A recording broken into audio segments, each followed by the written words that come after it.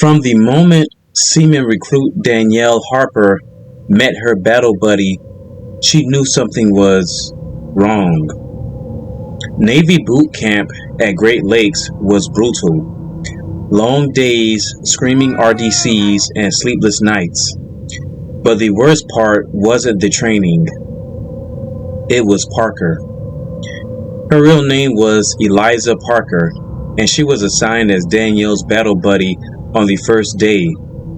At first glance, Parker seemed normal. Tall, pale, with sharp cheekbones and eyes that were just a little too light, almost colorless.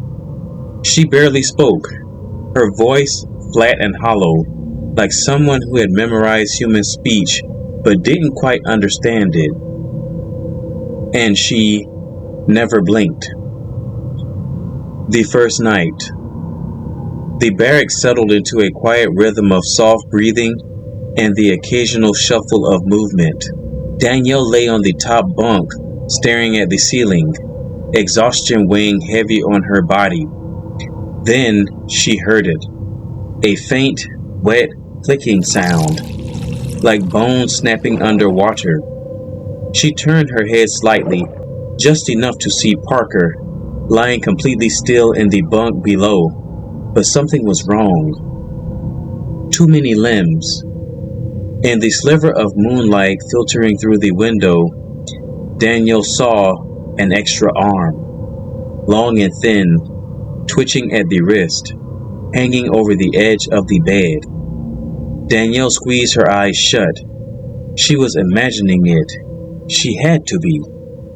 When she opened them again, Parker was staring at her. Wide, unblinking face. Too pale, too stretched, as if it didn't fit quite right. Danielle turned to the wall and pretended to sleep. The shower incident. The next morning, after PT, the recruits lined up for showers. The barracks were always chaotic, but Danielle kept her eye on Parker. Parker never undressed in front of anyone. While the rest of them changed into PT gear, Parker simply stood there, staring at her own reflection in the metal lockers. When she thought no one was looking, she tilted her head at an unnatural angle, pressing her fingers against the skin of her neck. Danielle saw something shift beneath Parker's skin, something that moved and rippled, like something underneath was adjusting itself. Parker caught Danielle watching. She smiled, too wide, with too many teeth. Danielle didn't shower that day. The inspection.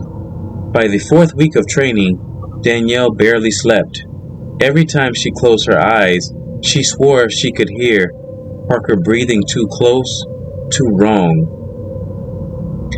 Then came the uniform inspection. The RDC walked down the line, checking creases, measuring boot laces. When he reached Parker, he stopped. Parker stood at attention, but there was something off about her posture. Too stiff, too perfect. The RDC frowned. "Recruit Parker, are you okay?" "Yes, Petty Officer," Parker replied, but her voice was two tones at once. The RDC's expression darkened. He stepped closer, inspecting her. Then Parker's eye twitched. A thin, vertical slit flashed across the pupil before snapping back to normal. The RDC took a step back. Danielle saw it. He saw it. For a moment, the room felt wrong, like the air itself had thickened.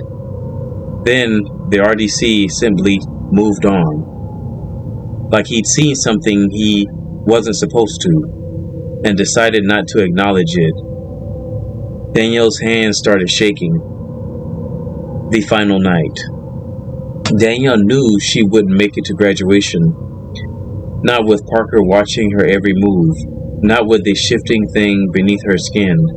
Not with the way the RDCs refused to acknowledge her existence. She decided to leave. At 0200, she slipped out of her bunk. moving as silently as she could. If she could just make it to the instructor's office, maybe she could. A hand clamped over her mouth. Cold. Too many fingers. Danielle's scream was muffled as she was yanked back into the darkness of the barracks. Parker's breath wasn't breath. It was a soft, wet hiss, like something speaking through gills. Danielle struggled, but Parker was too strong. Then, right next to her ear, she heard Parker whisper, "You are not supposed to know." A sharp pain exploded in Danielle's skull, and the world went black. Graduation day. Danielle wasn't at graduation. The RDCs never mentioned her. Her name disappeared from the roster. Her belongings were packed up and sent somewhere. Parker, however, was there, standing perfectly still, in formation, smiling that too wide smile. And when the captain shook her hand, he hesitated, just for a second, like he knew. Like he'd seen it before. But just like the others, he simply moved on. Because in the Navy, you don't ask questions you don't want answers to.